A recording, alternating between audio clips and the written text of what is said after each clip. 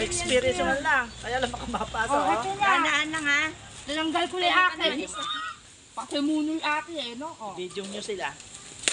Bebe, ito ha, pag ganun lang ha. Hindi mo Ayan, lang ganito. sa Opo, ako, yan. opo, opo, opo. idadarang mo lang ng konti, no?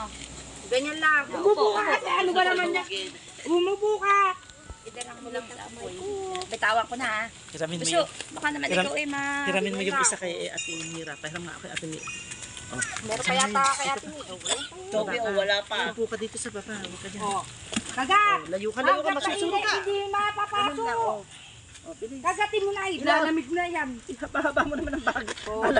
Wala pa si Toby. Takot na takot. Ano, Toby, bigyan Ay, niyo. bahala Huwag ka ka. lumapit, masusunod ka. Oh, yan ang unit mo, hindi ka ang lalaki. Kagatin mo na. Talagang ganyan itsura niyan. Teka nga, ano ba itsura na nito? Tingnan mo nga. Oh. Baka mainit ha. Baka mainit. Masarap ba tinaya? Sarap na, di ba? Pa-experience nga ako. Ano ba lasa niyan? Hindi ho na ganyan. Patikin mo din mami mo, Mira. Mami! Ano ba naman? Ikaw na ang Toby, si Mayeng. Ano? titikman ko lang. Nawala na si Naya, nagsuka na yata. Ay, ate, oh. Toby, si Mayeng. Dali. Akin na yung stick mo. Titikman ko lang to ha. Wait lang. Ay anak, ano naman ata na... Huwag mo masyadong toast din.